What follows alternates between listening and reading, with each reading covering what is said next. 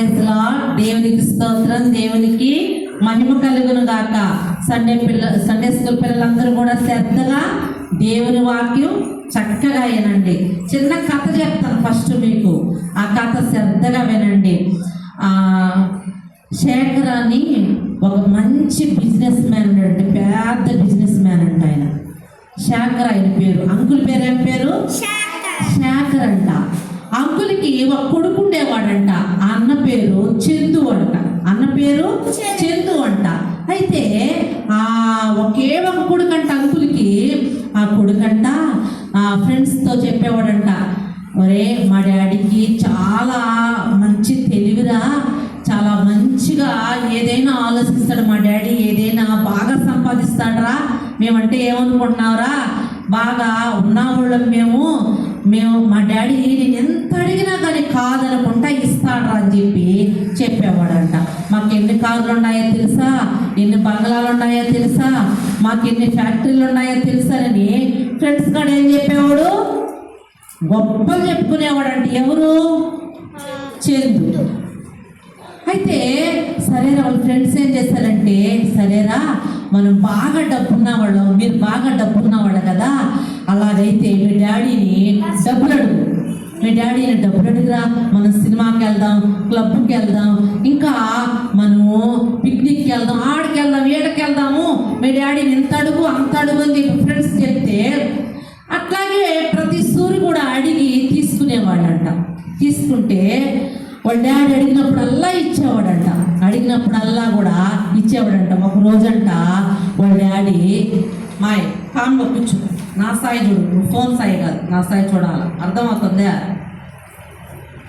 అప్పుడు అట్లా లేస్తామంటే walking disturb అయిపోతుంది, నువ్వు కూడా కూర్చోమ్మా అట్లా.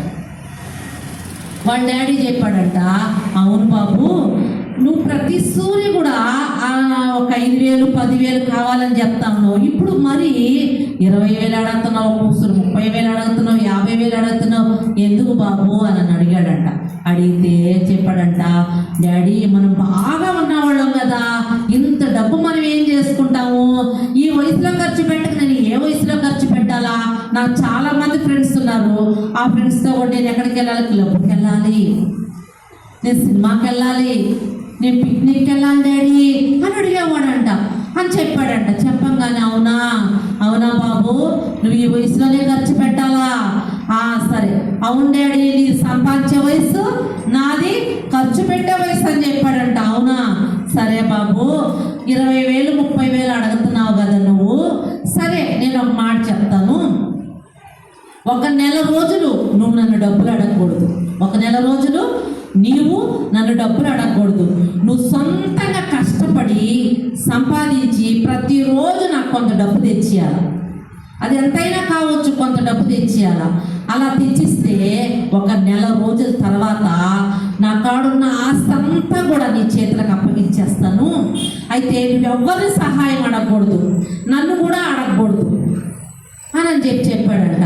అవునా డాడీ, నెల రోజులు నేను కష్టపడి పనిచేసి డబ్బులు తెచ్చి నేను చేతకిస్తే నువ్వు నెల తర్వాత ఆస్తి అంతా నాకు ఇచ్చేస్తావా?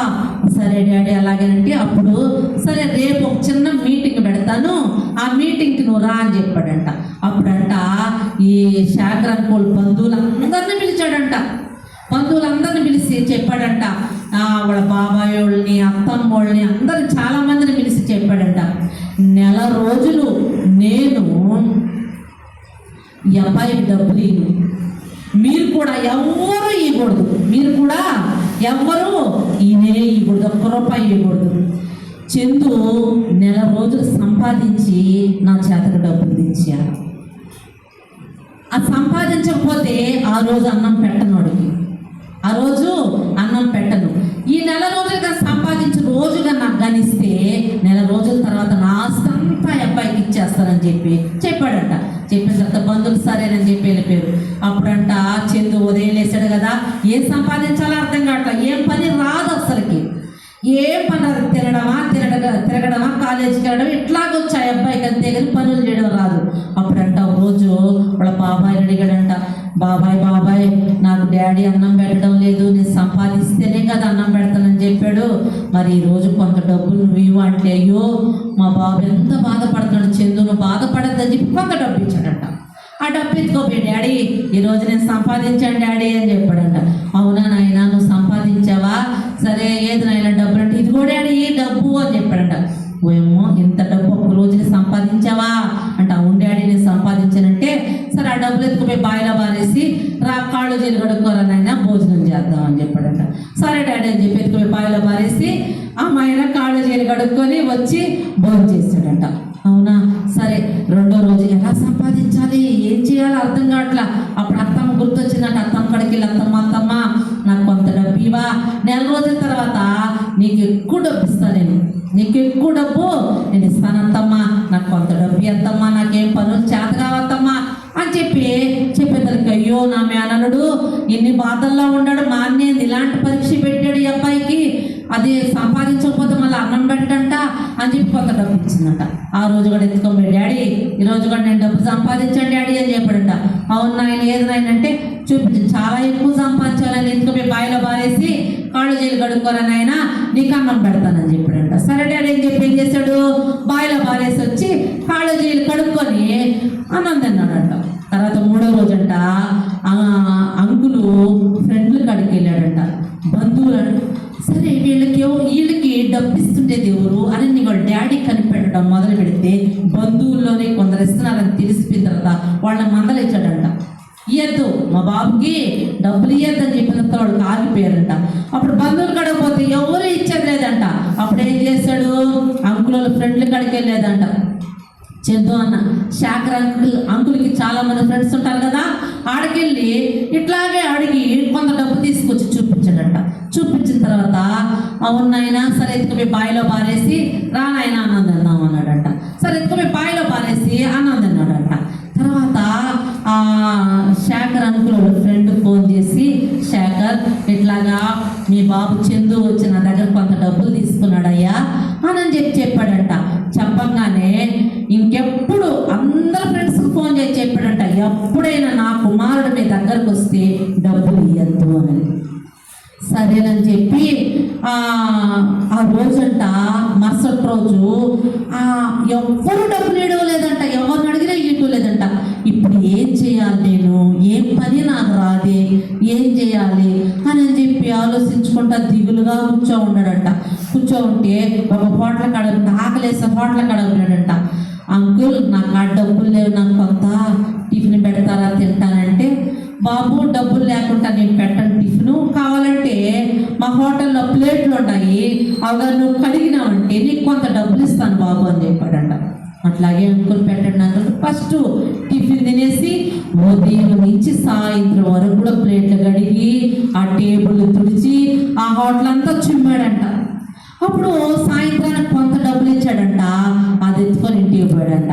డాడీ ఈరోజు నేను డబ్బులు సంపాదించాను డాడీ అంటే, సరే నాయన ఎత్తుకొని బాయిలో పారేసి వచ్చి అన్నం తిను అని అన్నాడంట.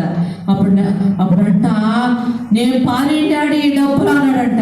ఏం బాబు ఎందుకంటే, నేను పారేయండి డాడీ, ఉదయం నుంచి సాయంత్రం వరకు హోటల్లో ప్లేట్లు కడిగాను డాడీ, ఆ బలలన్నీ తుడిచాను డాడీ, ఆ హోటల్ అంతా చుమ్మాను డాడీ, కడిగాను డాడీ.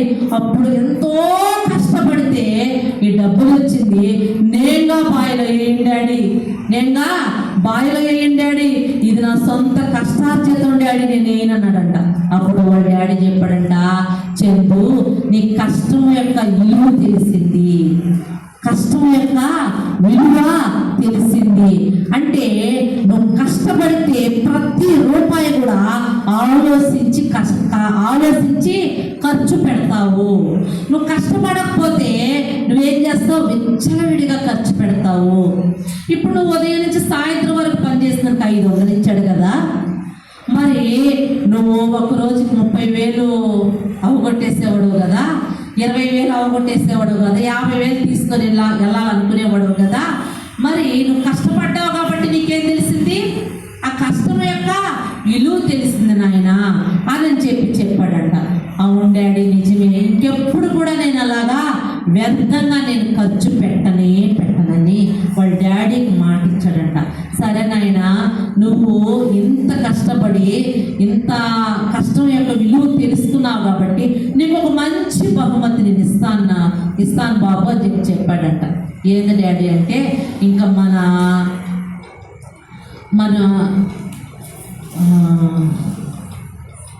మన కంపెనీలకి ఇంకా మేనేజర్ నువ్వేను అని చెప్పాడంట. అవునా డాడీ అంటే, నేను చక్కగా ఇంకా ప్రతి పని కూడా నేను ఆసక్తితో చేస్తాను, భయంతో చేస్తాను, ఇంకా శ్రద్ధతో చేస్తాను అని బాధ్యతగా చేస్తానని చెప్పాడంట. సరే బాబు, నీకు కష్టం యొక్క విలువ తెలిసింది కాబట్టి నువ్వు ఒక్క రూపాయి కూడా ఖర్చు పెట్టవని నాకు తెలుసు, కాబట్టి నీకు మన కంపెనీలోనే నీకు మంచి ఉద్యోగం ఇస్తాను బాబు అని చెప్పి మేనేజర్ని చేశాడంట. మేనేజర్ని చేస్తే ఆ బాబు ఎంతో సంతోషపడ్డాడంట. సామెతల గ్రంథం 12:24 చదువుకున్నాం. సామెతల గ్రంథం 12:24 చదువుకున్నాం. శ్రద్ధగా పనిచేయవారు ఏలుబడి చేయుదురు, సోమరులు ఎట్టి పనులు చేయవలసి వచ్చును. దేవునికి స్తోత్రం, దేవునికి మహిమ కలుగును కాదు. దేవుడు అంటున్నాడు ఇక్కడ చూడండి, శ్రద్ధగా పని చేసేవారంట ఏం చేస్తారంట? ఏలుబడి చేస్తారంట. ఏలుబడి చేస్తారంట. సోమరిపోతులు ఎట్టి పనులు చేసుకుంటారంట. అర్థమవుతుందా మీకు? సోమరితనము మనకు ఉండకూడదు. చాలా మంది పిల్లలు, మమ్మీ నాకు అంత డబ్బులు కావాలి, మమ్మీ నాకు ఇంత డబ్బులు కావాలి, డాడీ నాకు అది కొనుక్కోవాలి, ఇది కొనుక్కోవాలి, వ్యర్థంగా ఖర్చు పెడతారు. ఎవరిలాగా? చందు అన్నలాగా. ఫ్రెండ్స్కి చెప్తారు, మా మమ్మీ మా డాడీ కావాలంటే చూడరా, రేపటి లోపల నేను తీసేసుకుంటాను దీన్ని అని చెప్తారు. చందు అన్న అలాగే చేశాడంట. చివరికి ఏం చేశాడు? తను కష్టపడి పని చేశాడు కాబట్టి ఆ డబ్బు యొక్క విలువ తెలిసింది కాబట్టి ఇంకా నేను ఎప్పుడు ఖర్చు పెట్టినాను. అలాగే పిల్లలు, మీరందరూ కూడా ఇంట్లో మమ్మీని డాడీని డబ్బులు లేవు అన్నప్పుడు మీరేం చేయాలా? అర్థం చేసుకోవాలా. లేదు నాకు అది కొనియాల్సిందే, నాకు ఇది కొనియాల్సిందే. ఎప్పుడన్నా ఏడ్చుంటారా మీరు ఇంట్లో? మా పిల్లలైతే అలా ఎప్పుడు ఆడవరు. మా డబ్బులు అడిగితే నాకు అది కావాలి ఇది కావాలన్నప్పుడు మాకు ఆ డబ్బులు లేవంటే వాళ్ళు ఏం చేస్తారు? గొంగ అయిపోతారు. సరే లేదు. ఒకసారి ఎలియాజర్కి 24 గంటలు కడుపు నొప్పి వచ్చింది. 24 గంటల కడుపు నొప్పి వస్తే హాస్పిటల్లో పెట్టుకొని డబ్బులు లేవు, ఏం చేయాలా? దేవుడే సహాయం చేయాలనుకుంటే ఎలియాజర్ అన్నాడు, డబ్బులు లేవా? అట్లాగైతే ఇంటికి వెళ్ళిపోదాం పండి అని అంటున్నాడు. అర్థమవుతుందా? అంటే అర్థం చేసుకోవాలా. తల్లిదండ్రులు ఏం చేసుకోవాలా? అర్థం చేసుకోవాలా. ఒకసారి చిన్న పాపకి టైఫాయిడ్ జ్వరం,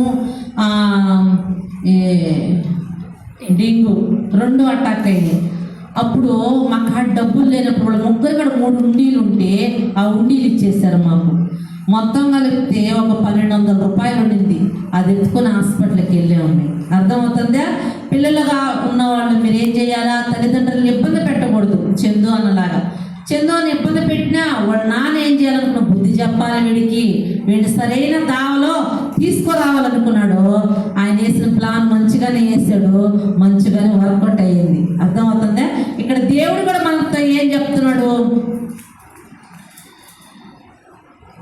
శ్రద్ధగా పని చేయవారు ఏలుబడి చేస్తారంట. శ్రద్ధగా పని చేస్తే ఏలుబడి చేస్తారు. సోమరిపోతులు దేవునికి అసహ్యులు. దేవునికి స్తోత్రం.